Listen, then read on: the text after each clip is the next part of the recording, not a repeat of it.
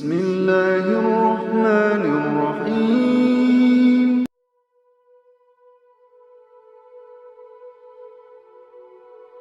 Membahas tentang sirah Nabi SAW secara ringkas dari mulai kelahirannya sampai hijrahnya sampai wafatnya. Tentu kalau dijelaskan secara rinci tidak akan selesai,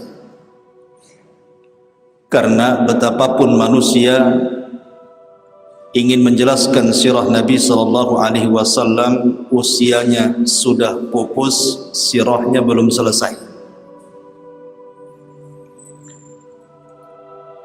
Tetapi kita akan ambil poin-poin terpenting, mengingat bulan Rabiul Awal ini bulan bersejarah. Memang tidak ada ibadah khusus yang diperintahkan Allah di bulan Rabiul Awal, berbeda dengan Ashhurul Hurum yang difirmankan Allah dalam At-Taubah 36, Dzulqa'dah, Dzulhijjah, Muharram dan bulan Rajab. Di situ ada ibadah-ibadah khusus. Tetapi bulan Rabiul Awal itu tidak ada ibadah khusus. Meskipun tidak ada ibadah khusus di bulan Rabiul Awal, tetapi bulan ini bulan bersejarah. Ada 4 sejarah yang terulang di bulan Rabiul Awal. Semua sejarah besar. Pertama, lahirnya Nabi SAW. Yang kedua, hijrahnya Nabi SAW. Dan yang ketiga, wafatnya Nabi SAW. Dan yang keempat, diperselisihkan diangkatnya beliau menjadi Nabi dan Rasul. Ma'asyiral muslimin yang dimuliakan Allah Subhanahu wa taala,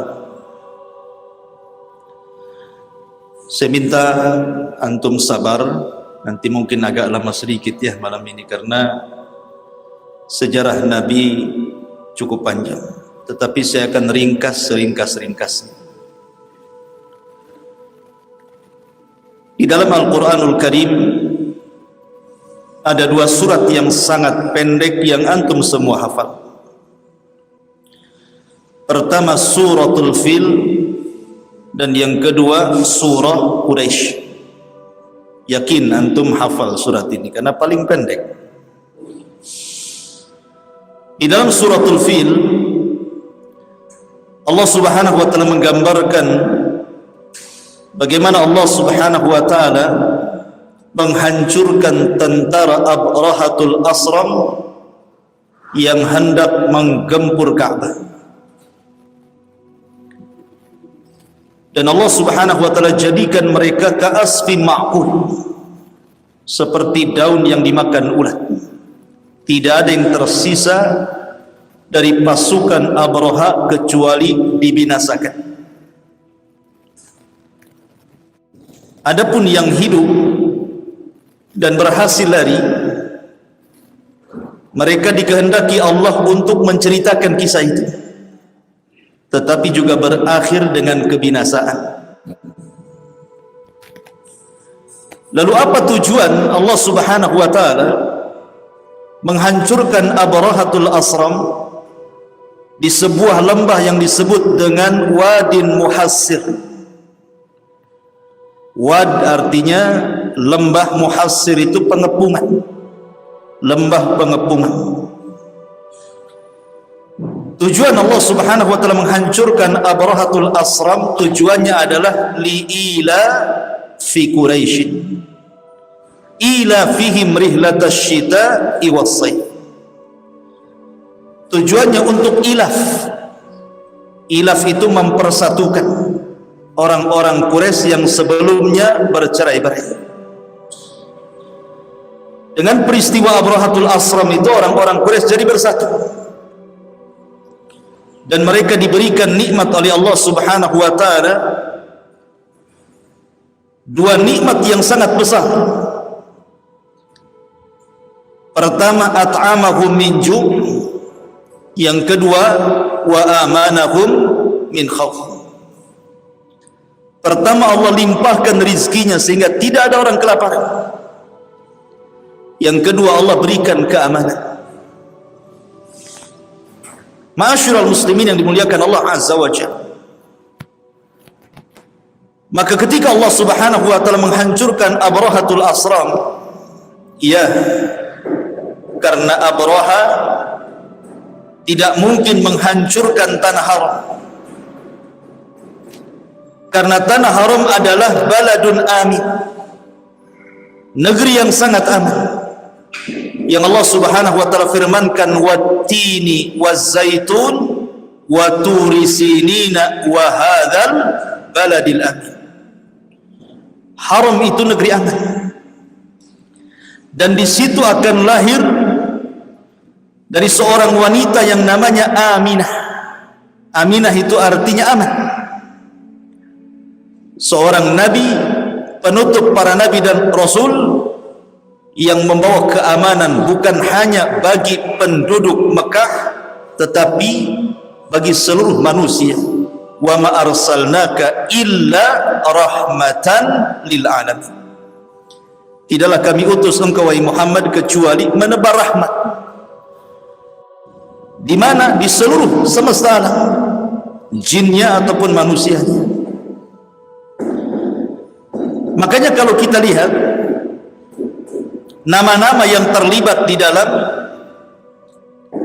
kelahiran Nabi sallallahu alaihi wasallam, pertama tentu ayahnya Abdullah, yang kedua Aminah, yang ketiga Suwaibah maulanya Abi Lahab, kemudian yang keempat Halimah Sa'diyah. Empat orang ini memiliki arti, memiliki makna bagi Nabi sallallahu alaihi wasallam. Adapun Abdullah terkandung padanya tauhid. Abdullah adalah hamba Allah, berarti Nabi sallallahu alaihi wasallam akan mendakwahkan tauhid. Yang kedua, ibundanya Aminah. Aminah artinya keamanan, karena Nabi sallallahu alaihi wasallam kelak akan menjadi pengaman bagi seluruh umat manusia. Nabi sallallahu alaihi wasallam bersabda, "Ana amanatun li ashabi. Fa idza dhahaba ashabi ata ummati ma tu'ad. Wa ashabi amanatun li ummati. Fa idza dhahabu ata ummati ma tu'ad." Aku adalah pengaman bagi para sahabat, dan sahabat pengaman bagi umatku. Artinya sumber keamanan dari Nabi sallallahu alaihi wasallam. Kemudian juga Halimah Sa'diyah. Halimah itu artinya akhlak, kelembutan. Karena Nabi sallallahu alaihi wasallam diutus untuk memperbaiki akhlak manusia. Bu'itsu li utammima makarimal akhlak. Aku diutus untuk menyempurnakan akhlak manusia. Dan Suwaibah diambil dari sawab, artinya pahala. Karena Nabi sallallahu alaihi wasallam berhak untuk mendapatkan pahala, dan siapapun yang mencintai Nabi sallallahu alaihi wasallam pun akan mendapatkan pahala. Karena tidak sempurna seseorang sampai Rasul lebih dicintai dibandingkan dirinya, orang tuanya, anak-anaknya, hartanya, sampai seluruh manusia di permukaan bumi yang ia cintai. Kapan Nabi sallallahu alaihi wasallam lahir? Ma'asyiral muslimin yang dimuliakan Allah Azza wa Jalla, Nabi sallallahu alaihi wasallam lahir pertama di hari Senin. Hari Senin ini adalah hari lahirnya Nabi, dan itu berdasarkan nas. Ketika Nabi sallallahu alaihi wasallam puasa di hari Senin, kemudian Nabi sallallahu alaihi wasallam ditanya, maka Nabi sallallahu alaihi wasallam menjawab, "Dzakal ladzi wulidtu fihi." itulah hari yang aku dilahirkan padanya. Maka hari Senin adalah hari kelahiran Nabi SAW, makanya disunnahkan berpuasa hari Senin. Adapun tanggalnya dan juga bulannya menjadi khilaf para ulama. Apakah Nabi SAW lahir di permulaan bulan, di pertengahan bulan, atau di akhir bulan? Dan apakah di bulan Rabiul Awal ataukah di bulan yang lainnya?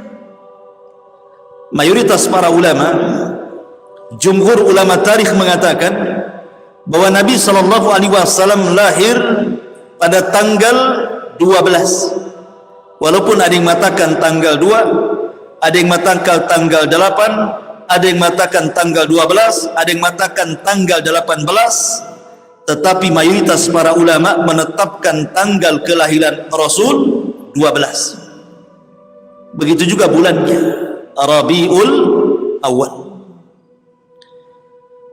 Walaupun ada yang menyelisihi, seperti Imam Ibnu Hazm rahimahullahu taala mengatakan bahwa Nabi SAW tidak lahir di bulan Rabiul Awal, tapi lahir di bulan Ramadan.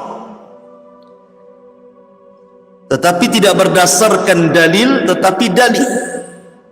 Alasannya karena Nabi SAW diutus ketika usianya 40 tahun di bulan Ramadan. Maka begitu juga beliau lahir di bulan Ramadan. Tapi pendapat ini tidak berdasar. Maka jumhur ulama mengatakan bahwa pendapat yang kuat bahwa Nabi SAW lahir di bulan Rabiul Awal, bulan sekarang ini. Adapun tahun itu berdasarkan ijma', kesepakatan, tidak ada khilaf. Rasul lahir di tahun gajah. Berarti secara singkat Nabi SAW lahir di hari Senin di tanggal 12 di bulan Rabiul Awal di tahun gajah. Itulah tanggal, bulan, hari dan tahun kelahiran Nabi SAW. Ma'asyiral muslimin yang dimuliakan Allah Subhanahu wa taala. Ketika Nabi SAW lahir, habrul Yahud, pembesar Yahudi yang ada di Madinah, mendatangi seluruh kabilah-kabilah Yahudi yang ada di Madinah.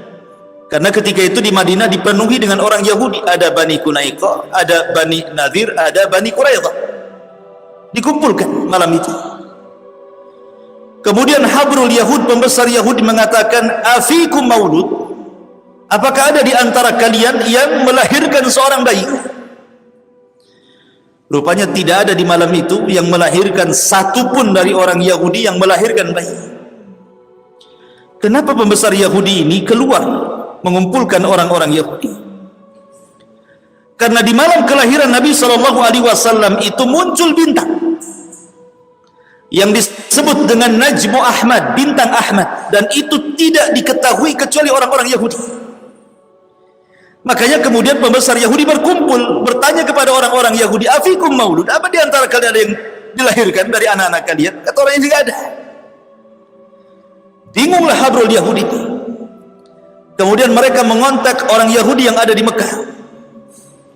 Rupanya orang Yahudi yang ada di Mekah mendengar bahwa Abdul Muttalib, kakek Nabi SAW yang merupakan Sadatul Arab, pembesar Arab, pemimpinnya Arab, Sayyidul Batha, memiliki cucu dari Aminah. Maka dia pun penasaran, kemudian melihat bayi Nabi SAW, rupanya dia melihat stempel kenabian. Maka dia pun menangis dan mengatakan, "Dhahaba nubuwatu Bani Israil." Dhahaba nubuwatu Bani Israil. Telah hilang kenabian dari Bani Israil dan sudah diambil orang Arab. Telah hilang. Bani Israil yang selama ini menunggu di kota Madinah ratusan tahun, sampai mereka bersabar dengan cuaca ekstrim Madinah. Sebelum kedatangan Nabi SAW, Madinah itu kota wabah. Mereka bertahan ratusan tahun di situ. Dan mereka tidak mengambil negara-negara lain. Mereka tidak hijrah ke Yaman yang sudah jelas-jelas subur tanahnya. Tidak juga kemudian menetap di Syam, yang sudah jelas-jelas memang Syam itu kota yang sangat maju. Tapi mereka kemudian malah memilih di Madinah, karena mereka berangan-angan akan lahir seorang nabi dari Bani Israel, dan Madinah itu tempat munculnya. Rupanya tidak ada seorang nabi dari Yahudi yang lahir dari bangsa Arab. Makanya dia mengatakan zahaba nubuwatu Bani Israel. Sudah hilang kenabian dari Bani Israel, sudah diambil orang Arab. Itu pula yang menyebabkan orang-orang Madinah itu masuk Islam. Kenapa orang-orang Ansor itu mudah masuk Islam? Karena orang-orang Ansor ketika mereka masih musyrik, Ansor itu kan terdiri dari dua kabilah. Pertama kabilah Khazraj, yang kedua kabilah Aus. Kabilah Khazraj dan Aus ini selalu bertikai dengan orang Yahudi, dan orang Yahudi selalu mengancam mereka dengan mengatakan, tunggu saja kalian sampai Nabi kami hadir, kami berantas kalian gitu.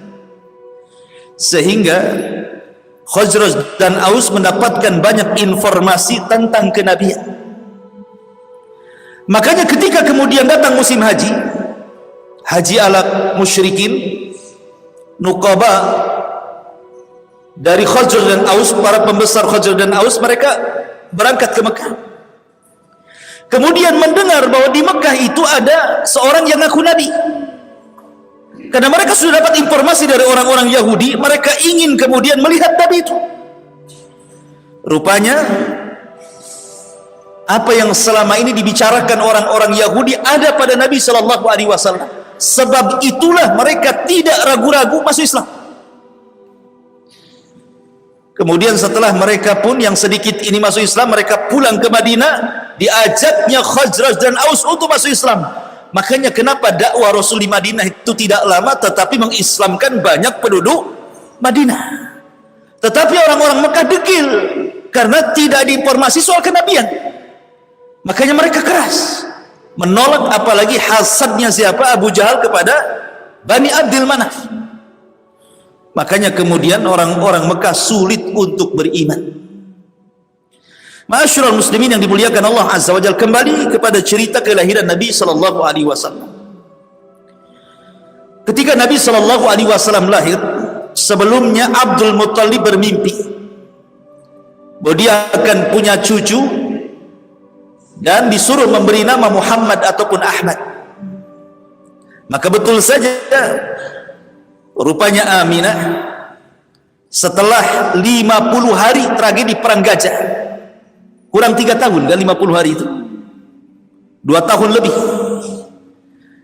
tiba-tiba kemudian Aminah mengandung. Maka Abdul Muttalib senang ketika betul-betul kemudian dia lahir. Maka Abdul Muttalib langsung menggendong Rasul, dimasukkan ke dalam Ka'bah. Jadi Rasul itu awal maulud yang adkhala Abdul Muttalib al-Ka'bah. Jadi pertama lahir saja oleh Abdul Muttalib langsung digendong, dibawa ke dalam Ka'bah. Kemudian dia mengatakan, samaituhu Muhammadan, ku beri nama anak ini Muhammad ataupun Ahmad dalam Al-Quran. Kenapa? Tafa'ul. Karena tafa'ulan artinya nama itu kan doa. Mudah-mudahan bayi ini banyak dipuji manusia. Makanya jangan sembarang kasih nama. Kasih nama itu yang benar. Nama anaknya siapa Pak? Jupiter, komputer, itu bukan. Nama itu yang benar. Abdullah, ya, Abdurrahman, Muhammad, tak masalah, seperti nama Nabi. Ma'asyiral muslimin yang dimuliakan Allah Azza wa Jalla, selang beberapa waktu datanglah maradi. Karena kebiasaan orang-orang Arab itu, mereka kalau punya bayi tidak disusui sendiri ibunya. Jadi orang-orang kota itu supaya anaknya sehat, karena kalau hidup di kota banyak penyakit. Kemudian anaknya tidak terdidik, kemudian bahasanya kacau. kemudian kesehatannya terganggu. Makanya anak-anak orang kota, Rasul itu lahir di kota. Rasul itu lahir di kota. Tidak ada nabi yang dari desa. Semua nabi itu orang kota. Bukan berarti merendahkan desa, tidak. Tapi semua nabi orang kota. Nah, Nabi SAW itu terlahir yatim. Karena Abdullah ketika safar ke Madinah terkena huma Yasrib, terkena wabah Yasrib. Mungkin di zaman sekarang macam corona. Karena Madinah dahulu itu penuh dengan wabah sebelum masuknya Rasul ke Madinah. Tapi setelah hijrahnya Nabi SAW ke Madinah, hilang wabah itu.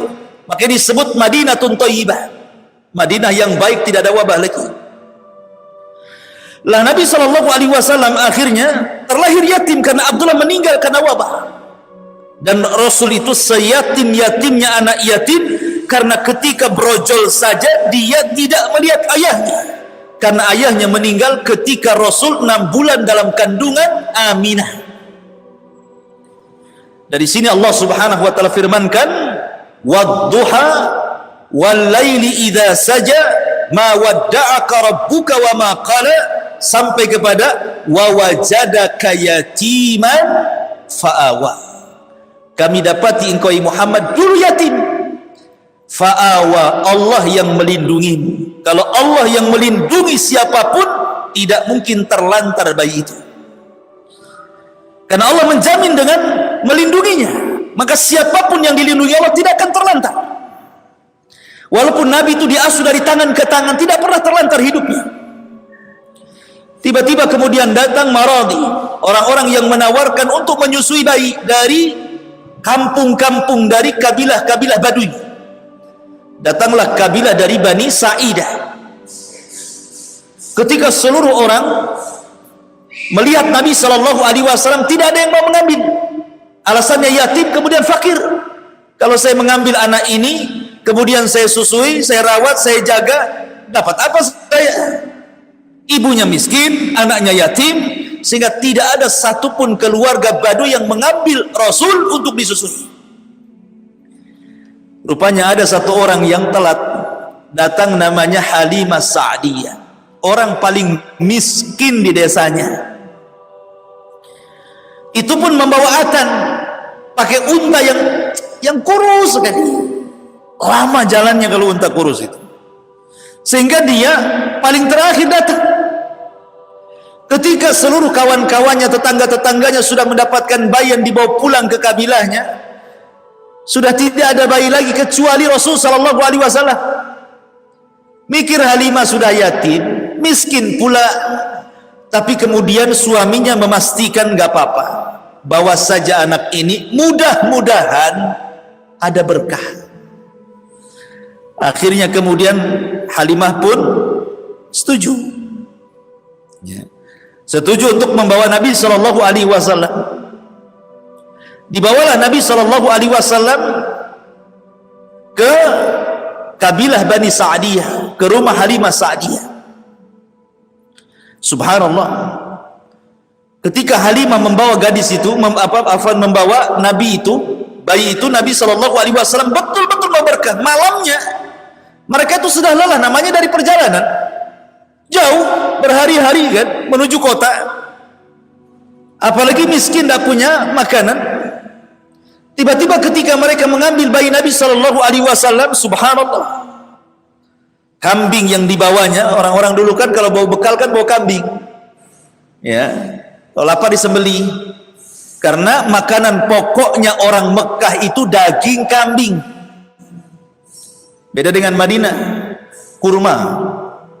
Tapi makanannya orang Mekah walaupun daging kambing tidak mengakibatkan kolesterol, darah tinggi dan stroke.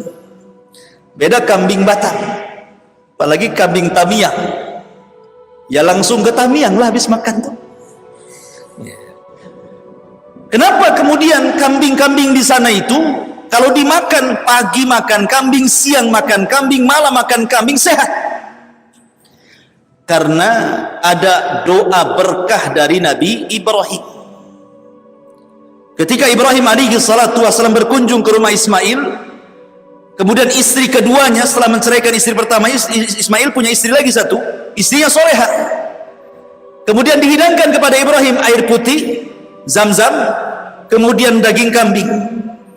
Ibrahim mengatakan, Allahumma barik li ta'amihim wa syarabihim. Ya Allah, berkahi air ini Zam-zam.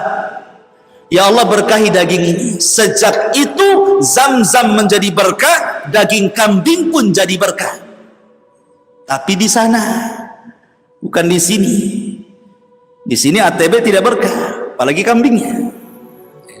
Coba saja kalau nggak percaya, 1 bulan antum makan kambing pagi, siang, sore, pagi, siang, sore. Apa nggak naik tensinya? Ya. Masyarul muslimin yang dimuliakan Allah Azza. Jadi orang dulu itu kalau safar ya bawa kambing, karena itu makanan pokoknya masalahnya. Lah kambing-kambingnya kurus. Ketika Nabi SAW sudah di pangkuan Halimah, tiba-tiba susunya kambing itu gemuk-gemuk dan bisa diperah. Dan mereka bisa minum dari susu itu. Malam itu semua tertidur nyenyak. Baik suaminya, Halimahnya, kemudian bayi yang disusuinya. Kan orang yang menyusui harus punya bayi dia. Kalau nggak punya bayi nggak keluarin susunya. Dan ketika Nabi SAW hendak disusukan sebelah kiri, tidak mau dia. Mau disusukan ke sebelah kiri, tidak mau, tetap sebelah kanan. Kenapa? Karena Rasul tahu bahwa sebelah kiri milik saudara sepersusuannya. Kecil-kecil tahu hak orang tuh. Itu masih bayi tahu itu hak orang, tidak mau. Kita udah tua-tua main hambat aja hak orang, ya kan? Tidak peduli. Ya. Masyarul muslimin yang dimuliakan Allah Azza wa Jalla. Akhirnya kemudian Halimah pun langsung keesokan harinya menunggang atan unta yang kurus kering itu. Subhanallah, unta walaupun kurus kering, ketika Rasul berada di atas tunggangan itu, unta itu kuat. Bahkan yang sudah saudara-saudaranya, satu kabilah itu yang sudah 3 hari pulang, 4 hari pulang, rupanya bisa dikejar dengan unta kurus itu, dan dia pula yang pertama sampai di kabilahnya. Nah, itu berkah pertama itu. Yang dirasakan siapa? Halimah Sa'diyah. Dan membawa Nabi SAW. Dan Nabi itu saat kelahiran senang orang, termasuk Abu Lahab. Abu Lahab itu senang sekali dengan kelahiran Rasul. Saking senangnya dengan Rasul, maka Suwaibah dimerdekakan dia budaknya itu. Lah Suwaibah ini pun termasuk yang menyusui Nabi setelah Aminah, Suwaibah, kemudian Halimah. Jadi 3 wanita yang pernah menyusui Nabi. Ibunya sendiri Aminah, kemudian budaknya Abu Lahab, Suwaibah yang dimerdekakan, kemudian yang terakhir Halimah Sa'diyah. Dibawa ke Bani Sa'diyah. Setelah 2 tahun, kan menyusui cuma 2 tahun. Tidak lewat dari 2 tahun kan, dalam Al-Quran kan kamilah ini cuman 2 tahun sempurna. Kemudian setelah itu dibalikan kepada Aminah, karena Aminah takutnya namanya 2 tahun sudah selesai menyusui, takut dicari-cari ibundanya. Tetapi Aminah takut kalau seandainya Nabi SAW ada di pangkuannya dan dia masih usia 2 tahun terserang penyakit atau wabah yang ada di kota Mekah, takut terserang penyakit. Maka dikembalikan lagi sama Halimah Sa'diyah, sudahlah rawat lagi aja lah. Akhirnya dibawa lagi, dan senang hati Halimah. Kenapa? Karena sudah tahu berkahnya. Karena selama berada di pangkuan Halimah itu, kambing-kambingnya gemuk gitu ya. Kemudian juga Bani Sa'diyah diguyur hujan, kemudian juga tumbuh-tumbuhannya subur-subur. Jadi memang Rasul membawa berkah bukan bagi keluarga Halimah saja, tapi bagi kabilahnya Sa'diyah gitu. Senanglah kemudian Halimah dibawa lagi ke kabilah Sa'diyah. Masalahnya ketika di usia 6 tahun terjadi kejadian yang membuat khawatir Halimah Sa'diyah. Ketika Nabi SAW berusia 6 tahun ini, mendekati 6 tahun, bermain-main dengan saudara sepersusuannya, tiba-tiba kemudian ada turun 2 orang yang berbaju putih, kemudian membawa Nabi SAW, kemudian membaringkannya, kemudian membelah dadanya, menjantungnya, memasukkan ke bejana emas, dicucinya dengan Zam-zam, dimasukkan kembali, kemudian dirapatkan kembali, dan itu disaksikan oleh saudara sepersusuannya. Namanya anak 6 tahun kan polos kan. Larilah anak ini ngomong sama ibunya saudara sepersuanya Rasul sallallahu alaihi wasallam tiba-tiba ditangkap 2 orang, dibelah dadanya, diambil jantungnya, dimasukkan lewat. Takut nih, ini anak orang ini, dan masih bekas jahitannya ada, ya. Tetapi medisnya malaikat beda dengan medisnya manusia. Kalau diambil jantungnya matilah orang, ya. Ini medis malaikat, karena memang sudah mempersiapkan dia akan menjadi orang yang mulia di permukaan bumi, Muhammad sallallahu alaihi wasallam. Akhirnya karena takut di usia 6 tahun dikembalikan kepada Aminah bintu Wahb bin. Maka di usia 6 tahun kembali ke pangkuan ibundanya Aminah. Ketika kembali ke pangkuannya Aminah di usia 6 tahun, maka Aminah ingin berziarah ke kuburan ayahnya di Madinah. Berangkatlah Aminah dengan Ummu Aiman dan juga Nabi sallallahu alaihi wasallam yang ketika itu usianya 6 tahun menuju kota Madinah, kota Yathrib. Setelah menziarahi kuburan ayahnya, kemudian pulang lagi ke Mekah. Rupanya di tengah jalan antara Mekah dan Madinah namanya Abwa, Allah takdirkan Aminah sakit, kemudian memarah, dan sebab itulah wafatnya Aminah di Abwa. Dan Rasul menyaksikan wafatnya ibundanya bersama Ummu Aiman. Dan Ummu Aiman ini adalah pembantunya Aminah dan termasuk orang yang merawat Nabi sallallahu alaihi wasallam. Makanya ketika Rasul meninggal, Ummu Aiman masih hidup, sudah tua. Abu Bakar Siddiq radhiyallahu anhu dan juga Umar datang menemui Ummu Aiman karena Rasul selalu menziarahi Ummu Aiman. Ketika itu Ummu Aiman melihat Abu Bakar Siddiq dan Umar langsung menangis. Kemudian Abu Bakar mengatakan, jangan menangis wahai Ummu Aiman, sesungguhnya Rasul meninggal itu selalu sudah lebih baik bagi dia, karena pilihan di sisi Allah jauh lebih baik daripada dia tinggal di dunia. Kata Ummu Aiman, bukan itu yang kutangisi, bukan kematian Nabi, tetapi kutangisi karena dengan kematian terputuslah wahyu Allah subhanahu wa ta'ala. Itu yang kutangisi. Jadi ketika Aminah meninggal, Rasul dibawa oleh Ummu Aiman, kemudian diserahkan kepada Abdul Muttalib. Abdul Muttalib kemudian diasuh cuma sampai 2 tahun saja, karena Abdul Muttalib pun kemudian meninggal. Berarti Nabi di usia 88 tahun sudah ditinggal, meninggal ibunya, kemudian kakeknya akhirnya di usia 8 tahun diasuh oleh pamannya Abu Talib. Abu Talib. Kenapa Abu Talib bukan paman Rasul banyak? Karena Abu Talib dengan ayah Nabi itu satu ibu satu bapak, sekandung. Adapun paman-paman yang lainnya, mereka lain ibu tapi satu bapak. Karena Abdul Muttalib itu istrinya banyak. Tirulah seperti Abdul Muttalib, istrinya banyak, ya.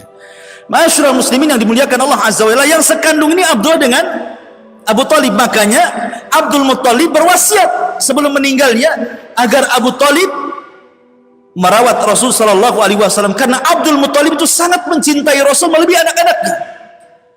Ketika di pangkuan dia saja tidak ada orang yang berani meletakkan di tikar, mungkin singgasananya lah, karena zaman itu kan pakai tikar gitu ya, karena pembesar-pembesar duduk di tikar. Tidak ada yang berani duduk di tikar Abdul Muttalib, tapi Abdul Muttalib meletakkan Rasul di sampingnya di tikarnya dan mengatakan, kelak orang ini akan menjadi pemimpin kalian. Memang tafaulnya luar biasa Abdul Muttalib itu, sudah ada firasat gitu ya. Akhirnya kemudian Abdul Muttalib meninggal di usia 8 tahun, jatuh ke tangan Abu Talib. Abu Talib ini paman Nabi yang paling miskin masalahnya, banyak anaknya, paling miskin. Tetapi walaupun demikian Abu Talib paling sayang dengan Nabi dari seluruh anak-anaknya. Subhanallah. Itulah jaminan Allah subhanahu wa ta'ala, wa wajadaka yatiman fa'awah.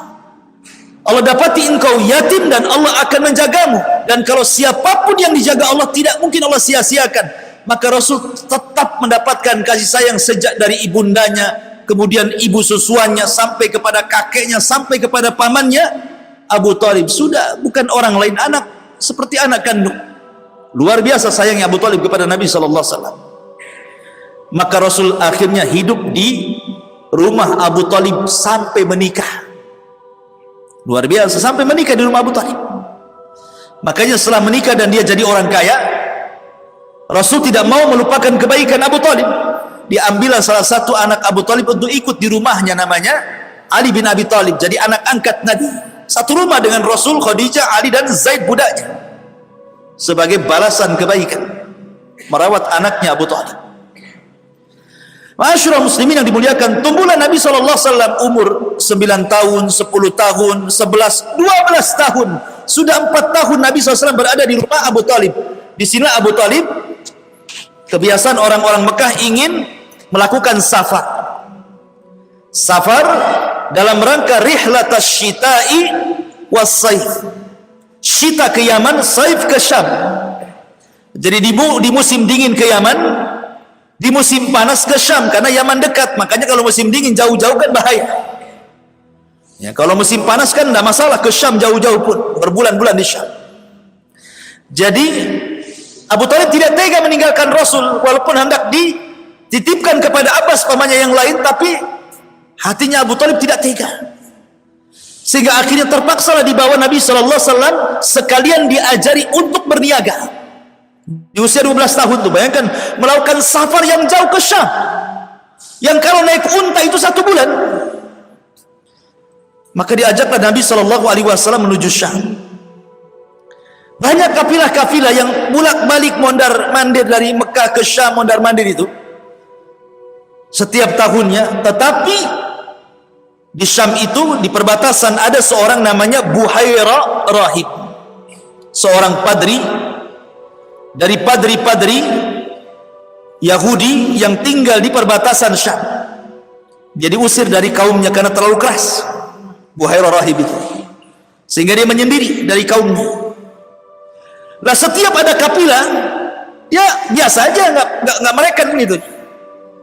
Tetapi ketika dia melihat tanda-tanda yang selama ini dia pelajari dari kitab-kitabnya, dia baca dari kitab-kitab lamanya, bahwa akan lewat di hadapannya seorang nabi, maka dia terus memperhatikan kafilah-kafilah itu, sampai akhirnya ketika melihat kafilah Abu Talib, dihentikan sama Buhaira Rahib itu. Kemudian diajak makan, tumben-tumbennya dia ngajak makan. Kemudian diajak makan, dijamunya Abu Talib dan rombongannya. Ketika itu Nabi SAW perintahkan untuk menjaga kafilah untanya. Kemudian Buhaira Rahib mengatakan, adakah yang tersisa dari engkau? Kata Abu Talib, ada, anakku namanya Muhammad, dia sedang menjaga unta. Kata Buhaira Rahib, panggil anak itu kemari, makan di sini. Akhirnya ketika melihat Nabi SAW, Buhaira itu langsung terperanjat.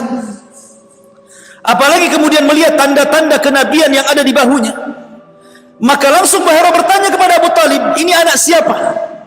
Kata Abu Talib, ini anak saya. Kata Buhaira Rahib, bohong, anak ini tidak punya bapak dan tidak punya ibu. Kok tahu? Ya karena baca kan ya.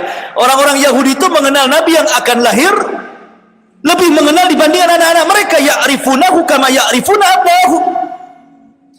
Makanya Abu Talib akhirnya ngaku, ya, dia bukan anakku tapi anak dari saudaraku.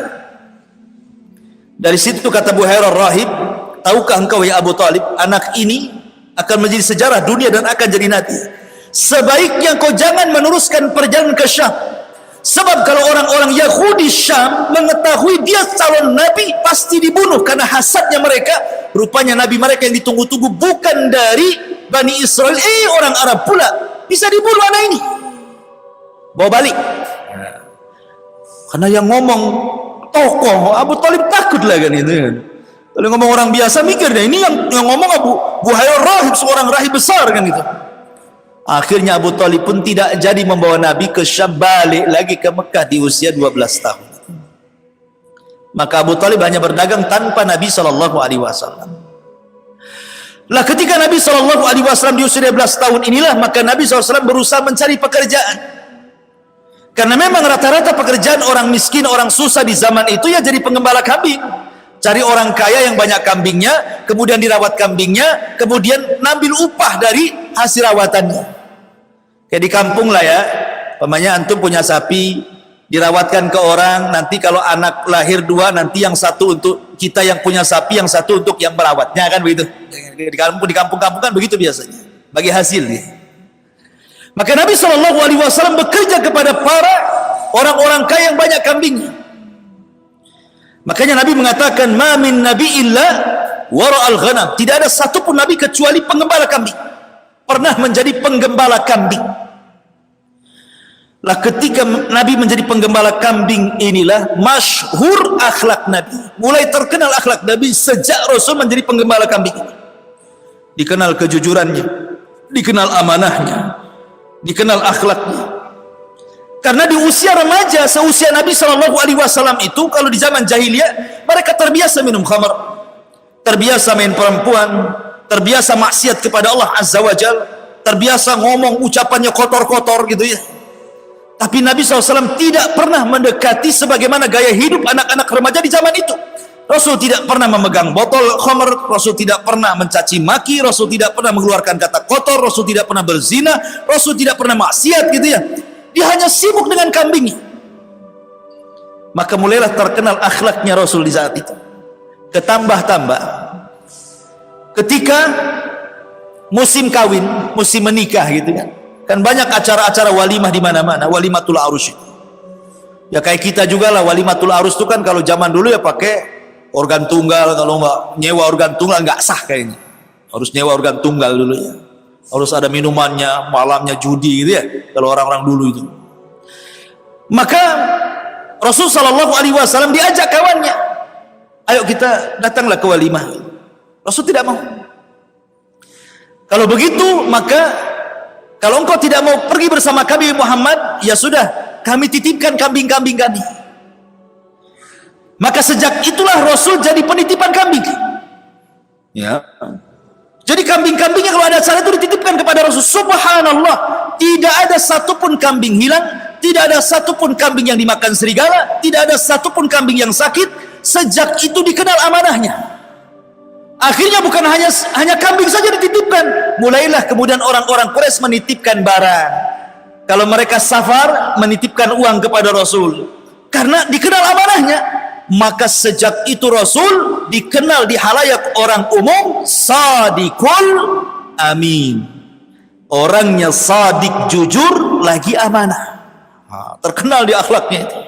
Tidak pernah maksiat, tidak pernah minum khamar, tidak pernah mengucapkan kata-kata kotor. Pokoknya akhlaknya luar biasa dan dipuji oleh orang-orang Quraisy itu tentang akhlaknya Nabi SAW.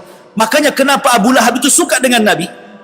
Sampai-sampai kemudian dua putranya disuruh menikah dengan dua putri Nabi sebelum diangkat jadi Nabi. Ya, tapi setelah diangkat jadi Nabi, jadi musuhnya pula kan gitu ya. Disuruh ceraikan Utbah dan Utaibah, menceraikan Ruqayyah dan Ummu Kulsum untuk menyakiti hati Nabi. Masyarakat muslimin yang dimuliakan Allah Subhanahu wa taala. Maka ketika Nabi SAW sudah dewasa, di usia 14 tahun, Nabi itu mengikuti satu peperangan yang disebut dengan Perang Fijar. Ada namanya Perang Fijar yang mengatakan di usia 15 tahun terjadi Perang Fijar.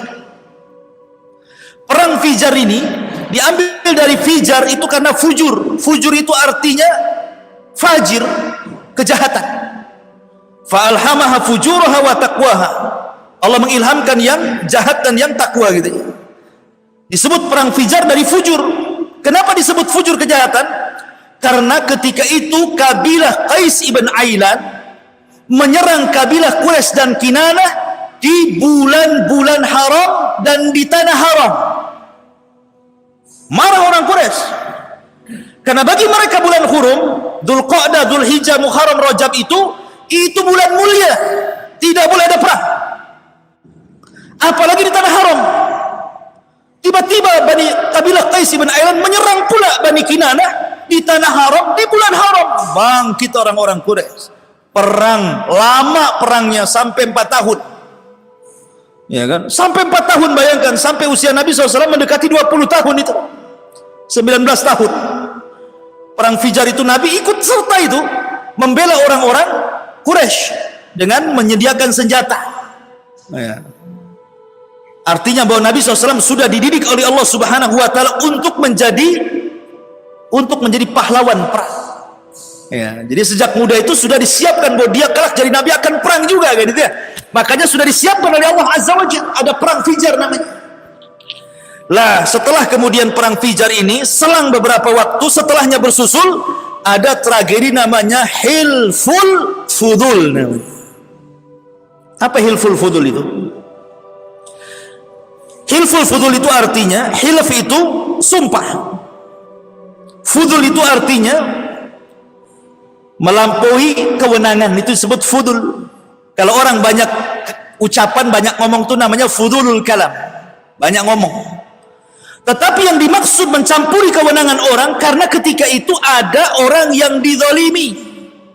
Sebenarnya bukan urusan kabilah Quraisy, bukan. Tapi karena ingin menolong orang yang dizalimi, akhirnya masuk ke masalah itu. Karena ada seorang laki-laki dari Zabidi Yaman, kabilah Zabid namanya. Itu hendak mengirim barang dagangan kepada seorang laki-laki namanya Al-As ibn Wail As-Sahmi. Al-As ibn Wail As-Sahmi, dia mesen barang kepada seorang laki-laki dari Yaman namanya Zabidi. Sudah dikirim barangnya, nggak mau bayar. Kurang ajar nggak? Ya. Jadi sudah diambil barangnya, nggak mau bayar. Akhirnya laki-laki dari Yaman Arab ini, dari Zabid ini, pergi ke Mekah. Kemudian berdoa di hadapan Ka'bah. Lah di sekitarnya ada pembesar-pembesar Quraisy. Maka ketika mendengar doanya, karena dia merasa dizalimi, bangkitlah tokoh-tokoh Quraisy membela anak muda ini dari kabilahnya Al-As ibn Wail As-Sahmi itu. Maka mereka pun sepakat kompak untuk membela orang ini. Makanya disebut Hilful Fudul namanya. Hilaf itu sumpah untuk menolong, Fudul itu seolah-olah keluar dari wewenangnya, karena sudah, kenapa ikut campur? Karena ini orang yang dizalimi harus tolong. Akhirnya kemudian mereka sepakat, termasuk Rasul ikut dalam Hilful Fudul. Makanya Rasul ketika diangkat jadi Nabi dan Rasul, kalau seandainya terulang Hilful Fudul, aku akan terlibat di situ. Karena itu sumpah setia untuk menolong orang yang dizalimi. Unsur akhaka zaliman aw luman, kata Rasul. Tolong saudaramu yang zalim, artinya cegah kezalimannya, dan orang yang dizalimi tolong mereka. Terjadi Hilful Fudul. Ma'asyiral muslimin yang dimuliakan Allah Azza wa Jalla, baru setelah terjadi Hilful Fudul, Nabi SAW ketika di usia 20 tahun, dan akhlaknya itu sudah luar biasa, itu kedengar kemana-mana. Didengarlah oleh seorang wanita yang sangat suci, yang gelarnya disebut Tahirah, wanita suci. Kenapa disebut wanita suci? Karena walaupun Islam belum ada, tapi wanita ini sudah menutup aurat, suka pakai hijab, namanya Khadijah bintu Khuwailid. Mendengar ada anak muda, akhlaknya bagus, dipuji orang Quraisy, kata Khadijah, ini bagus juga ini untuk diajak kerjasama. Karena selama ini Khadijah ini seorang janda, pernah menikahi dua laki-laki dan cerai dua-duanya dan punya anak. Ya. Dan banyak para pembesar Quraisy ingin melamar Khadijah, tapi ditolaknya. Karena Khadijah itu orang kaya, kaya sekali. Seandainya seluruh orang-orang kaya laki-laki Mekah dibandingkan kekayaan Khadijah, itu kekayaan Khadijah jauh lebih besar dibandingkan kekayaan mereka, saking kayanya. Makanya kaedah antum ingin kaya itu mudah, cari janda kaya seperti Khadijah. Cepat kaya itu, nggak perlu antum keluar modal. Ya, paling cepat tuh, bisnis paling cepat tuh nikahi janda kaya. Ma'asyiral muslimin yang dimuliakan Allah Azza wa Jalla. Akhirnya kemudian dipanggillah Rasul ke hadapan Khadijah dan ditawari, diajak kerjasama dengan sistem mudharabah. Khadijah yang punya modal, Rasul yang memainkan modalnya Khadijah. Tapi Rasul itu birrul walidainnya tinggi, dia tidak mau langsung kecuali hatta astadzin ammi, tunggu dulu sampai saya minta izin pamanku. Lihat, urusan dagang aja minta izin. Karena sekarang mana ada minta izin? Orang dikasih modal senang, nggak usah izin-izin. Tapi Rasul minta izin dulu. Kata pamannya, ya sudah, ambil aja, nggak apa-apa. Maka Nabi SAW mulai memutarkan modalnya Khadijah. Awalnya di Mekah, ya dagang sekitar Mekah gitu ya, dan mendapatkan keuntungan luar biasa. Akhirnya Khadijah pun makin ingin yakin kalau mukim itu kan mungkin orang baik, bisa saja baik karena tetangga, karena satu kampung. Coba ketika safar, belum tentu orang itu baik. Karena safar itu disebut safar, artinya yusfirur rajul. Kenapa orang pergi disebut safar dalam bahasa Arabnya? Safar itu artinya memperlihatkan tabiat orang, itu disebut safar. Makanya ketika kita satu kampung baik, ketika safar nampak bakhilnya, nampak tidak mau nolongnya, nampak egoisnya, nampak semua nampak tuh kalau safar itu. Makanya orang itu dianggap baik kalau bertetangga baik, ketika safar baik, ketika diajak bisnis dia baik. Itulah baik. Maka akhirnya kemudian Khadijah mengutus pembantunya yang laki-laki itu namanya Maisarah. Maisarah bukan perempuan, laki-laki. Walaupun ada letak marbutohnya di situ. Kalau bahasa Arab Maisarah berarti perempuan. Ya, secara bahasa Arab. Tapi laki-laki tidak mungkinlah di Rasul sama perempuan kan itu. Laki-laki Maisarah namanya. Kata Khadijah, ini sekarang perjalanan pertama bagi Rasulullah, bagi Muhammad itu. Kau awasi dia, catat segala sesuatu dari akhlaknya, ucapannya, muamalahnya, catat, jangan ada yang terlewat. Maisarah pun berangkat bersama Rasul, membawa dagangan besar dari Khadijah, kemudian berangkat ke Syam, dicatat semua apa tingkah laku Rasul, kemudian pulang dari Syam, disetorkan. Masya Allah, Maisarah memuji Rasul sejak awal sampai akhir. Bahkan keajaiban-keajaiban di tengah jalan yang awan menaungi dirinya sepanjang jalan selama bersama Muhammad, yang batu dan pohon mengucapkan salam, macam-macam lah. Maka dari situlah Khadijah mulai tertarik dengan Rasulullah. Maka ketika Nabi SAW sudah beberapa tahun bekerja dengan Khadijah, Khadijah mulai terpincut ingin menikah dengan Nabi Sallallahu Alaihi Wasallam. Maka dia mengutus Nafisa saudaranya, ya Nafisa, cobalah kau tanya itu Muhammad itu, mau enggak dia nikah sama saya? Karena enak kalau ditaksir janda kaya. Ini enggak kita yang ngejar-ngejar janda, jandanya tak ngejar kita. Akhirnya kemudian kata Nafisa, wahai Muhammad, tidakkah kau menikah? Kau kan sudah usia 25 tahun, sudah dewasa, menikahlah. Karena orang Arab itu kan biasa menikah muda masalahnya. Makanya perempuan di zaman dulu itu muda-muda. Aisyah saja nikah dengan Rasul kan 6 tahun kan itu ya. Baru digauli 9 tahun. Jadi masih muda-muda. Jadi 25 tahun itu sudah waktunya menikah. Kata Rasul, dengan siapa saya harus menikah? Mau nggak kamu menikah dengan Khadijah? Kata Rasul, mikir dia. Tunggu dulu. Saya minta izin pamanku. Lihat, minta izin terus dia. Dia nggak pernah diputuskan. Ya. Sekarang kalau seandainya antum di posisi Nabi, ketika kemudian antum dikatakan, itu ada janda cantik, kaya raya, wah hartanya banyak, mau nggak kamu nikah? Dia naksir kamu, bukan naksir dia, kamu bukan naksir dia. Saya kira nggak ada izin-izin orang tua itu. Kapan? Ya kan, tahu-tahu pulang udah banyak anak saja kan. Subhanallah ya. Rasul itu birrul walidain. Ya, dia tetap minta izin sama pamannya dia. Setelah pamannya mengetahui, senang pamannya. Akhirnya kemudian pamannya yang melamarkan Rasul kepada Khadijah. Sejak saat itulah maka Nabi SAW menikah dengan wanita suci, wanita kaya raya, wanita yang luar biasa bagi Nabi SAW.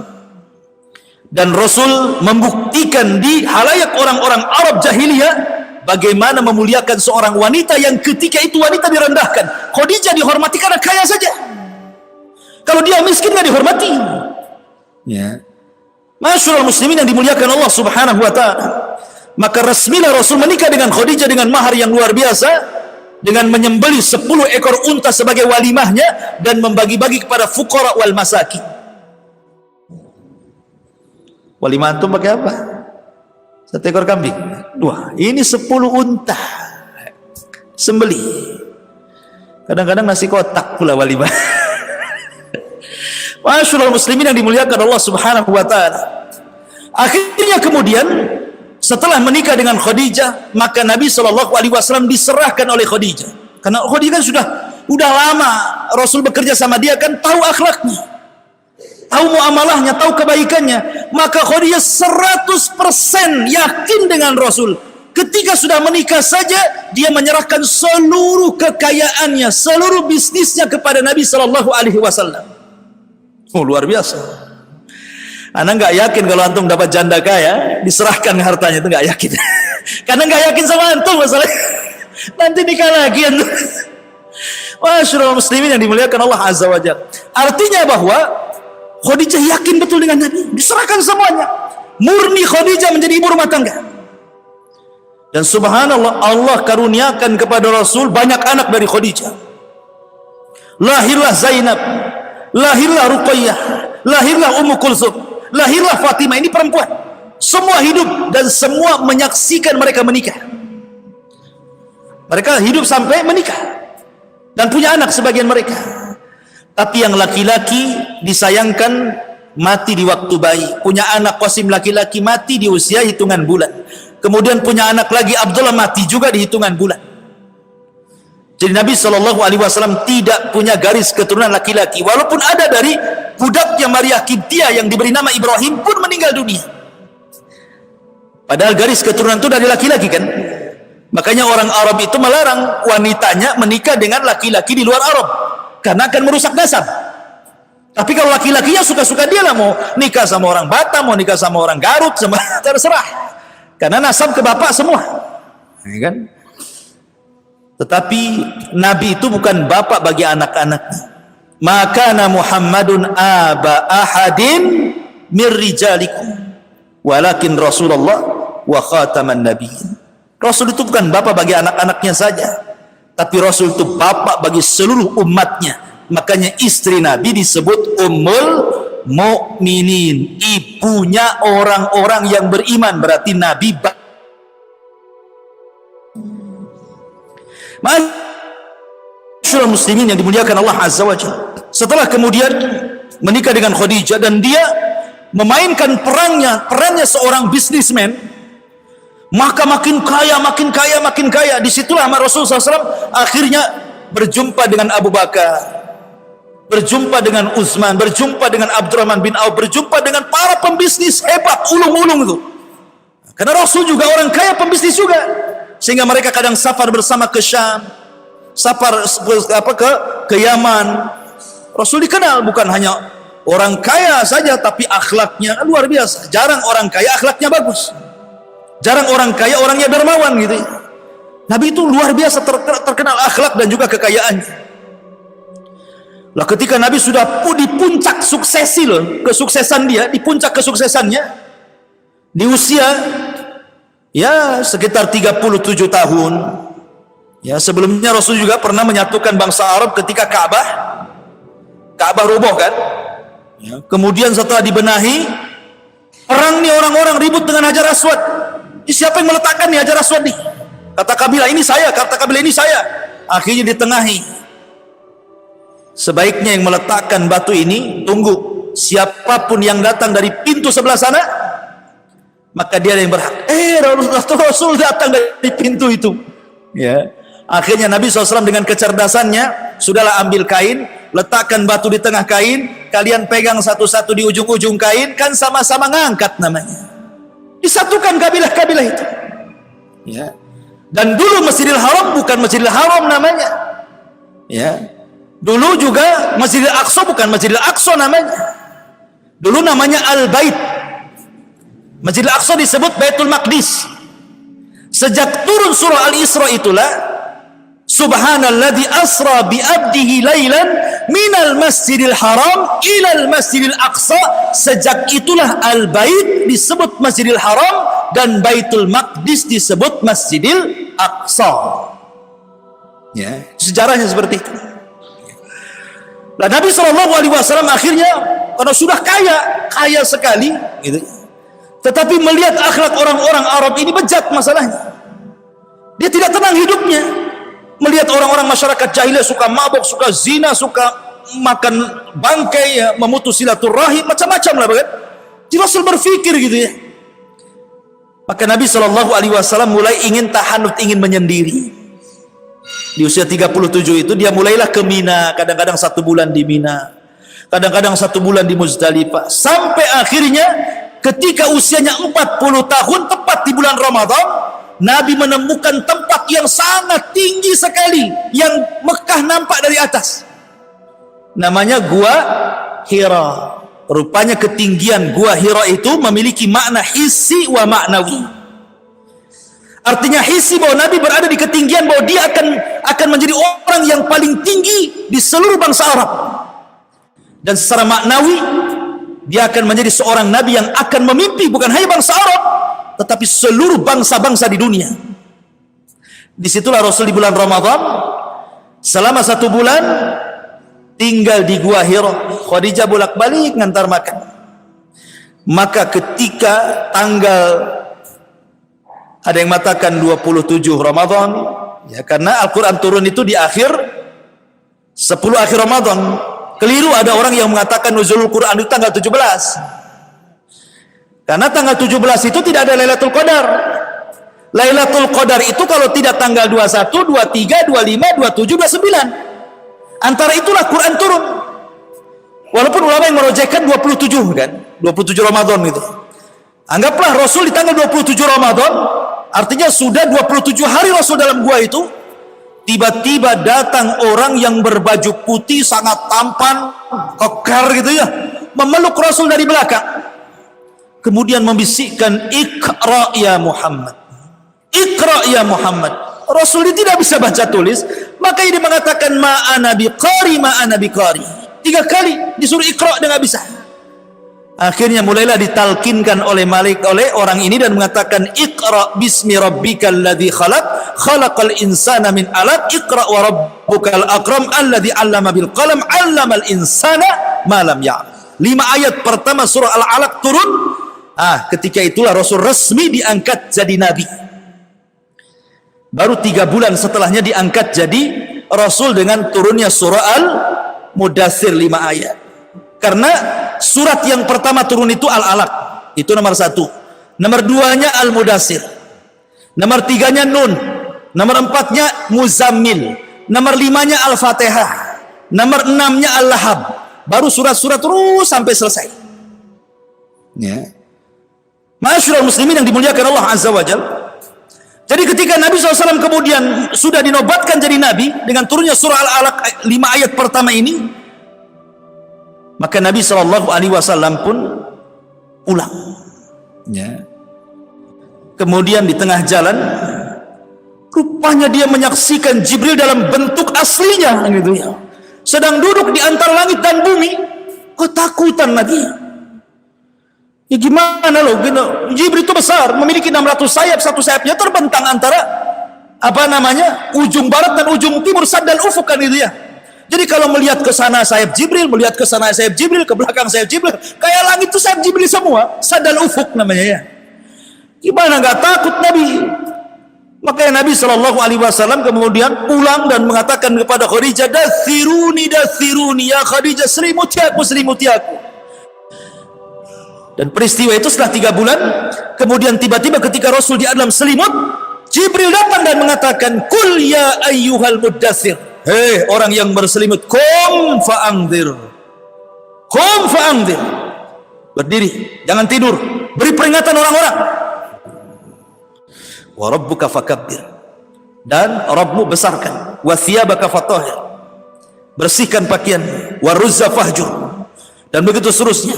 Maka resmilah diangkat jadi nabi.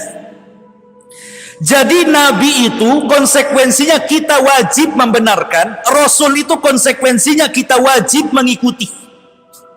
Jadi kalau nabi itu wujubut tasdik, kalau Rasul itu wujubul ittiba. Itu ya bahasanya. Nabi itu harus dibenarkan, kalau Rasul harus diikuti. Kenapa?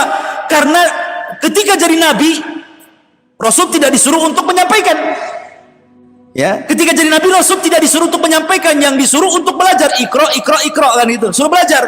Belum ada disuruh menyampaikan. Ketika diangkat jadi nabi, suruh menyampaikan. Makanya nabi itu harus dibenarkan dan Rasul harus diikuti. Makanya kenapa ada istilah ikhlas wal ittiba namanya. Kita harus ikhlas dan harus ittiba mencontoh Nabi sallallahu alaihi wasallam. Masyaallah muslimin yang dimuliakan Allah Azza wa Jalla, dan itu di usia 40 tahun. Dari sini faedahnya bahwa usia Rasul kenapa tidak diangkat ketika di usia 20 tahun? Ketika di usia 30 tahun, bisa saja Allah mengangkat dia di usia 30 tahun kan? Tapi kenapa diangkat di usia 40 tahun coba? Karena 40 tahun itu nikmat Allah sudah sempurna.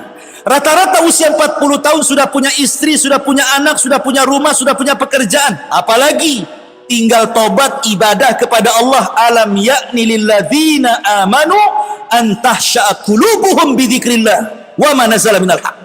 Tidakkah sampai usia-usia yang sudah 40 tahun itu untuk kembali mengingat Allah? Karena orang kalau sudah usia 40 tahun, kalau dia bertobat, diberikan taufik sampai wafatnya. Kalau usia 40 tahun susah dia tobat, selamanya akan susah diberikan taufik. Percaya ya. Usia 40 tahun nih, kalau terus maksiat nggak tobat, susah dapat taufik dia. Susah. Tapi kalau dia bertobat, maka akan makin jadi-jadi dia tobatnya. Ya, makanya ada istilah tua-tua keladi. Ada tua makin jadi tobatnya. Bukan jadi nggak jelas itu ya. Masyarul muslimin yang dimuliakan Allah Azza wa Jalla. Kemudian Rasul di usia 40 tahun diangkat jadi nabi. Mulailah Nabi SAW berdakwah. Disinilah tantangan Nabi luar biasa. Pertama yang didakwai siapa? Khadijah. Dan Khadijah orang yang pertama beriman kepada Rasul. Belum ada laki-laki beriman, Khadijah sudah beriman. Kemudian anak-anaknya, ya, Zainab, Ruqayyah, Ummu Kulthum, Fatimah, semua masuk Islam. Kemudian budaknya Zaid ibn Harithah. Kemudian Ali di usia 10 tahun, nah baru. Jadi inilah orang-orang yang pertama masuk Islam di rumah Nabi. Khadijah, kemudian anak-anaknya, kemudian Zaid budaknya, kemudian Ali bin Abi Thalib ini belum keluar. Makanya ku anfusakum wa ahlikum nara. Jagalah diri kalian dan keluarga kalian dulu. Baru keluar. Baru setelah itu keluar dapat Abu Bakar. Inilah Abu Bakar nih yang pertama dapat nih. Dan Abu Bakar luar biasa. Ketika melihat Nabi diajak masuk Islam saja, tidak ada keraguan. Satu-satunya sahabat yang masuk Islam, tidak ada keraguan, cuma Abu Bakar. Yang lainnya masih mikir, betulkah dia Nabi? Jangan-jangan bukan. Tengok dulu, dengerin dulu, gitu ya. Kalau Abu Bakar enggak, ya karena Abu Bakar sudah jadi kawan Nabi sejak zaman jahiliyah, tahu akhlaknya. Dan Abu Bakar juga pernah bertemu dengan Buhairah Rahib. Kemudian Abu Bakar bermimpi dan mimpinya diceritakan kepada Buhairah Rahib saat safarnya. Kemudian kata Buhairah Rahib, wahai Abu Bakar, engkau akan menjadi wazir, menteri seorang Nabi. Dan Abu Bakar baru menceritakan mimpinya ketika menjadi khalifah. Makanya dia nggak ragu-ragu untuk masuk ke dalam Islam. Abu Bakar itu langsung asyhadu an la ilaha illallah wa annaka rasulullah. Mantap. Ya. Baru Abu Bakar nyari yang lain, cari Utsman bin Mas'ud. Kata Abu Bakar, ayo masuk Islam. Utsman, ayo masuk Islam. Abdul, semua 10 sahabat yang dijadikan masuk surga itu kebanyakannya masuk Islam di tangan Abu Bakar. Mulai Utsman masuk Islam karena Abu Bakar. Talha masuk Islam karena Abu Bakar, Zubair masuk Islam karena Abu Bakar, Abdurrahman bin Auf masuk Islam karena Abu Bakar, Abu Ubaidah bin Jarrah masuk Islam karena Abu Bakar. Luar biasa Abu Bakar itu. Ya. Dia ngajak kawan-kawannya. Dan orang yang diajak Abu Bakar Islam ini bukan orang biasa. Semua orang terpandang, semua orang-orang pilihan, pembisnis, orang-orang kaya. Ya. Luar biasa Abu Bakar, jasanya luar biasa. Makanya Rasul mengatakan, kalau seandainya keimanan Abu Bakar ditaruh di satu neraca, dan seluruh keimanan manusia setelah Rasul ditimbang di neraca satunya, iman Abu Bakar jauh lebih berat dibandingkan iman satu dunia manusia selain Nabi maksudnya. Masyarul muslimin yang dimuliakan Allah Azza wa Jalla, maka Rasul terus berdakwah sampai pada waktunya. Ketika Nabi SAW mulai tertekan hidupnya karena istrinya meninggal di tahun 9 setelah diangkatnya jadi Nabi. Kemudian disusul pula dalam tahun yang sama pamannya pula meninggal, Abu Thalib, yang selama ini mendukung dia, membela dia walaupun dia kafir. Mulailah Nabi SAW ancaman dakwahnya makin, akhirnya dia ke Taif, diusir pula di Taif. Ketika pada tahun antara 10-11 Hijriah, 10-11 sebelum hijrah atau tahun setelah diangkatnya jadi Nabi dan Rasul, maka Allah menghibur Nabi SAW dengan peristiwa Isra dan Mi'raj. Di tahun ke-10 dimatakan 11 Hijrah, setahun sebelum hijrah. Disitulah Nabi SAW disyariatkan sholat. Dan sholat yang pertama di Mekah dilakukan sholat duhur. Adapun di Madinah sholat asar di Masjid Nabawi. Ya, jadi pertama sholat yang dilakukan Rasulullah sholat duhur. Tapi di Masjid Nabawi Ketika Rasul sampai saja, ada yang mengatakan sholat Jumat, ada yang mengatakan sholat asar. Ya. Maka Nabi SAW akhirnya diperintahkan sholat kepada umatnya, tapi belum ada perintah sholat berjamaah. Baru setelah Nabi SAW di usia dakwahnya 13 tahun, Allah mengizinkan untuk hijrah. Inilah bagian kedua yang terjadi di bulan Rabiul Awal, hijrah Nabi. 12 hari Rasul safar hijrah. Ketika sampai kota Madinah tepat di hari Senin tanggal 12 bulan Rabiul Awal tahun 13 setelah diangkatnya menjadi Nabi dan Rasul. Jadi hari sama, tanggal sama, bulan sama, tahun yang berbeda. Ya. Tanggalnya sama, lahirnya Rasul hari Senin, sampainya hijrahnya Rasul hari Senin, wafatnya Rasul juga hari Senin. Kemudian tanggalnya juga sama, 12 Rabiul Awal, sampainya Rasul juga 12 Rabiul Awal, wafatnya Rasul juga 12 Rabiul Awal. Tahunnya yang berbeda, yang satu tahun gajah, yang satu tahun 13 setelah diangkat jadi Nabi dan Rasul sebelum hijrah, yang satu tahun 11 Hijriah. Jadi kalau kita globalkan, wafatnya Rasul hari Senin tanggal 12 bulan Rabiul Awal tahun gajah, hijrahnya Rasul sampai di Madinah hari Senin tanggal 12 bulan Rabiul Awal tahun 13 sebelum hijrah setelah diangkatnya jadi Nabi dan Rasul. Wafatnya Rasul hari Senin tanggal 12 bulan Rabiul Awal tahun 11 Hijriah. Itu harus hafal tuh yang gitu-gitu ya. Ini kalau antum catat sudah hafal, udah banyak angka, banyak nama, banyak tempat. Kalau suruh ulang lagi nggak yakin saya hafalnya. Nggak apa-apa, dengarkan saja. Ini sejarah Nabi penting. Ketika Nabi SAW sudah hijrah, ini yang hijrah ini ikhwan, yang terlibat dalam hijrah yang paling berjasa itu keluarga Abu Bakar.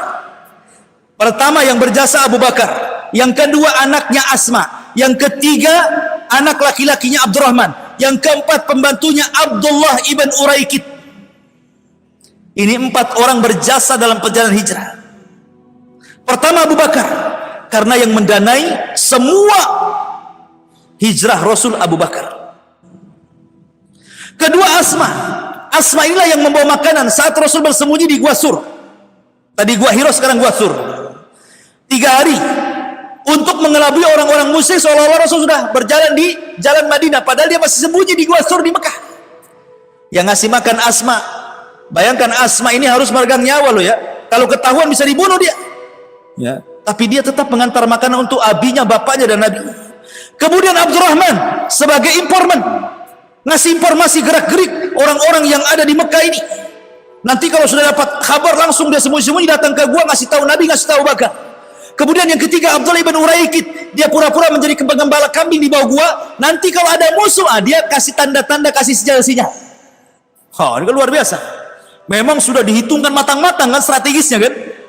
Makanya kenapa Rasul itu ketika hijrah disebut akhtarul hijrah, sebahaya-bahaya hijrah. Kenapa? Karena Nabi kalau sampai ditangkap kemudian dibunuh, selesailah, tidak ada lagi Nabi. Makanya luar biasa, lebih bahaya dibandingkan Ibrahim ketika hijrah dari Irak ke Syam, lebih bahaya Lut ketika hijrah dari Irak ke Palestina, lebih bahaya Rasul dibandingkan hijrahnya Musa dari Mesir ke Palestina. Maka Rasul itu akhtarul hijrah, sebahaya-bahayanya hijrah ya. Di perjalanan Nabi SAW banyak peristiwa yang dijelaskan. Pertama, Nabi SAW sampai di bukit namanya Bukit Suraqah, karena di situ Rasul terkejar oleh Suraqah ibn Malik. Makanya nanti daerah itu sampai sekarang disebut Bukit Suraqah, karena Suraqah sampai di situ mengejar Nabi. Suraqah ibn Malik itu cuman sendiri dia masalahnya. Ketika dia hendak menghunus pedang, kudanya terperosok jatuh, dia ambillah pedangnya sama Nabi. Akhirnya ketakutan dia, diajak masuk Islam nggak mau. Tapi Suraqah dijanjikan, wahai Suraqah, kata Rasul, maukah kamu kalau engkau masuk ke agamaku, engkau akan dipakaikan dari pakaian Kisra nanti kelak, katanya. Tulis Abu Bakar, ini janjiku kepada Suraqah. Akhirnya Abu Bakar nulis, diserahkan suratnya ke Suraqah. Belakangan dia masuk Islam. Kemudian dia pulang ke Mekah, ketemu dengan pasukan. Kata Suraqah, nggak ada, saya sudah nyusul ke sana, nggak ada Abu Bakar, nggak ada Muhammad, ke tempat lain katanya. Selamat Nabi ya. Akhirnya kemudian setelah terus jalan, ketemulah dengan Ummu Ma'bad. Karena kehabisan bekal Rasul dengan Abu Bakar, pusing cari orang, rupanya di tengah padang pasir ada tenda, rupanya ada seorang wanita tua, suaminya nggak ada. Rasul minta dijamu tapi nggak ada yang bisa diminum. Dia punya kambing, kurus, perempuan, nggak punya anak. Gimana kambing kalau bersusu kan punya anak, ini nggak punya anak, gimana mau bersusu kan? Tapi mujizatnya Rasul, langsung diusap kambingnya, tiba-tiba susunya gemuk-gemuk, diperah sama Rasul, dapatlah banyak tuh susunya. Keajaiban Rasul, mujizat namanya. Antum walaupun ngelus-ngelus 100 kali gak akan keluar itu, karena bukan, antum tidak punya mujizat. Ya, masyaallah muslimin yang dimuliakan Allah Azza wa Jalla. Akhirnya kemudian kata Rasul, "Ishrab ya Abu Bakar." Minum wahai Abu Bakar. Kata Abu Bakar, "Bal anta shrab ya Rasulullah." Bahkan engkau yang minum. Bahkan engkau yang minum wahai Rasul. Kata Rasul, akhirnya Rasul minum. Setelah minum 1 kali diberikan kepada Abu Bakar. "Bal ishrab ya Rasulullah." Minum lagi wahai Rasul, minum lagi. "Bal ishrab ya Rasulullah." Minum lagi. Apa kata Abu Bakar? "Lamma ra'aitun nabiyya sallallahu alaihi wasallam yashrab, thumma yashrab, thumma yashrab hatta rawaitu," katanya. Ketika aku melihat Rasul minum, kemudian minum, kemudian minum, hilang dahagaku, katanya. Aneh. Orang lain yang minum dia hilang dahaga. Kalau kita lagi ngelak nih, ya kan? Antum lagi haus ngelak gitu ya. Tengok ada minum es itu, ayo kelak. Kapan ini orang ini ngasih es sama saya? Kan begitu ya. Ini aneh gitu Abu Bakar ini. Melihat Nabi minum, kok hilang dahaganya. Kenapa? Saking senengnya. Begitulah orang yang disenangi. Orang kalau sudah cinta itu subhanallah ikhwan, bisa gila orang itu kalau cinta. Makanya ada namanya Laila Majnun, kan itu ya. Antum pernah dengar cerita Laila Majnun? Laila nama perempuannya, Majnun nama laki-lakinya. Maka disatukan Laila Majnun. Ini si Majnun ini kalau datang di malam hari senang. Kenapa? Karena malam bahasa Arabnya apa? Lailun. Berarti pacarnya ada di malam hari. Kalau datang siang nggak suka dia, karena bahasa Arabnya siang itu naharun, nggak menyebut pacarnya. Jadi kalau malam hari senang, kenapa? Datang Laila. Jadi suatu ketika si Majnun ini berburu, dia lapar, berburu dia, betul-betul ingin cari makan, ambil busur, ambil panah, masuk ke hutan, ada lah di itu menjangan itu. Tahu menjangan itu kijang. Di panah itu kena, ya. Akhirnya ditangkap. Ketika mau disembelih, diperhatikan matanya. Kok matanya sama dengan mata Laila, katanya. Dilepas, makanya Majnun. Kan itu. Gara-gara mata si kancil seperti mata kekasihnya dilepas dia, kan gitu. Itulah Majnun. Majnun itu artinya sinting. Ya. Ma'asyiral muslimin yang dimuliakan Allah Azza wa Jalla. Jadi orang kalau sudah cinta itu bisa gila. Bisa nggak terasa apapun gitu. Lihat kecintaan Abu Bakar kepada Rasul itu kan luar biasa gitu. Karena saking senangnya Rasul itu hilang apa hausnya, dia pun jadi hilang sendiri hausnya. Itulah kecintaan yang luar biasa, tidak dimiliki siapapun kecuali Abu Bakar kepada Nabi Shallallahu Alaihi Wasallam. Nah, itulah perjalanan hijrah tuh. Sampai akhirnya sampailah Nabi Shallallahu Alaihi Wasallam di Kuba. Di Kuba inilah Nabi Shallallahu Alaihi Wasallam mendirikan masjid pertama kali, namanya Masjid Kuba. Kemudian Nabi SAW ketika itu lewat di sebuah kabilah bertepatan dengan hari Jumat, maka Rasul pun melaksanakan Jumat pertama di situ. Sebenarnya sebelumnya sudah ada Jumat. Sebelum Rasul melaksanakan Jumat di Madinah sudah pernah dilaksanakan Jumat, jumlahnya 40 orang. Makanya kenapa dalam mazhab Syafi'i sholat Jumat itu harus 40 orang. Kalau tidak, maka tidak sah Jumatnya. Karena Jumat yang pertama, kalau nggak salah As'ad ibn Zurarah yang diutus Nabi Shallallahu Alaihi Wasallam ke Madinah gitu kan. Kemudian diarahkan nanti kalau hari Jumat kau sholatlah Jumat di sana. Maka kemudian As'ad ibn Zurarah ini melaksanakan sholat Jumat pertama di Madinah sebelum Rasul datang ke Madinah. Dan jumlahnya 40 orang. Makanya dalam mazhab Syafi'i sholat Jumat itu harus 40 kan? Tidak boleh lebih. Boleh lebih tapi tak boleh kurang. Kalau kurang mereka sholat duhur lagi. Tidak sah dianggapnya. Karena berpatokan dengan Jumat yang dilakukan pertama kali jumlahnya 40 orang. Ya. Kuat dalilnya sebenarnya. Ya, ada dalilnya 40. Lantum yang membolehkan di bawah 40 mana dalilnya? Hah? Yang membolehkan di bawah 40 itu mana dalilnya coba? Ini dalilnya 40 loh ya. Ma'asyiral muslimin yang dimuliakan Allah Azza wa Jalla, jawab sendiri. Kita sedang menjelaskan sejarah, bukan fikih. Baik. Kemudian setelah Nabi SAW sampai di Kuba, kemudian melaksanakan Jumat juga di situ yang kedua kalinya setelah sahabat, kemudian baru mengarah ke kota. Setelah sampai kemudian di kota, Rasul pun membangun masjidnya dan juga rumahnya. Maka masjid yang kedua dibangun, Masjid Nabawi. Ya, yang pertama Masjidil Haram, pahalanya luar biasa. Antum sholat di Masjidil Haram itu sama satu kali sholat di sana 100.000 kali sholat di Muhajirin. Maka gitu ya. Antum sholat sekali saja sholat duhur di sana, berarti sama dengan sholat duhur di Muhajirin ini 100.000 kali sholat duhur di sini. Maka gitu. Makanya sayang kadang-kadang saya ini heran orang yang umroh haji diperbanyak jalan-jalan loh di sana itu. Umroh memang sebentar saja 2 jam selesai kelar umroh itu. Loh kenapa visanya 10 hari gitu kan? Jalan-jalan. Dia nggak mikir sholat satu kali sholat di Masjidil Haram itu sama dengan 100.000 kali sholat kan? Coba kok dia pakai sholat terus berapa banyak tuh pahalanya tuh? Di Masjid Nabawi kurang 500 kali sholat. 1.000 kali sholat, afan. Baru di Masjid Al-Aqsa 500. Ini 100.000, yang 100.000, yang 1.500 kan? Makanya Masjidil Haram itu kenapa Rasul sayang dengan tanah haram ketika hijrah saja dia nangis.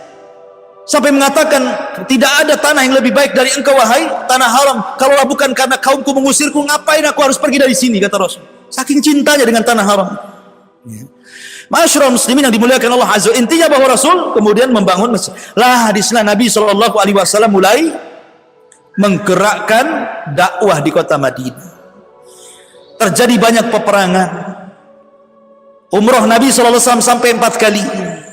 Kemudian mulai mempersaudarakan Muhajirin dan Ansar. Bla bla bla bla, banyaklah kisahnya. Sampai ketika Nabi SAW di usia 63 tahun tepat di hari Senin, tanggal 12 bulan Rabiul Awal tahun 11 Hijriah, maka Nabi SAW meninggal dunia.